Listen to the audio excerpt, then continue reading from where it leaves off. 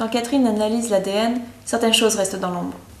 Le tampon TPE, utilisé pour le gel d'agarose, est très conducteur et permet à l'électricité de circuler dans le gène, et à l'ADN d'y supporter la conductivité.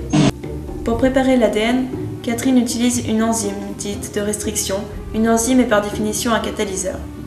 L'enzyme de restriction reconnaîtra certaines séquences de nucléotides appelées sites de restriction, qu'elle sépare de la molécule d'ADN. Certaines enzymes, dites de type 2, y opèrent une coupure supplémentaire. L'enzyme peut lire la séquence de nucléotides dans les deux sens, car ceux-ci sont complémentaires. Les séquences reconnues sont des palindromes. Prenons pour exemple l'enzyme EcoRI, utilisée par Catherine. Elle sépare les séquences suivantes de nucléotides. 5' vers 3' indique le sens de lecture de référence. On voit qu'il s'agit d'une enzyme de type 2 car il y a une coupure supplémentaire dans la séquence.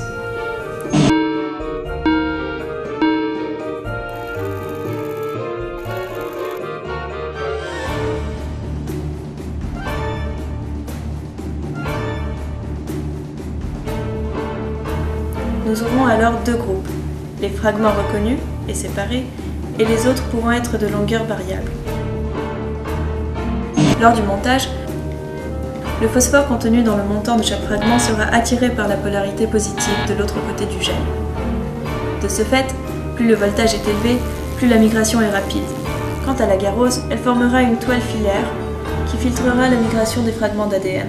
Et moins les fragments sont gros, moins ils seront entravés par l'agarose. Ce sont les fragments d'ADN coincés dans l'agarose qui laissent les traces derrière la migration. Contrairement à ce que fait l'inspecteur, on observe en général les traces grâce aux ultraviolets, car certaines sont si fines qu'elles ne sont pas visibles à l'œil nu. En temps normal, on utilise un logiciel spécialisé pour dresser une courbe d'évolution et comparer plusieurs échantillons. Pour affirmer que deux échantillons d'ADN sont identiques, il faut alors les soumettre aux mêmes enzymes de restriction. Et en général, les mettre dans le même bloc de gel. On peut identifier certains types de fragments par leur schéma de migration. Mais là, c'est une autre histoire.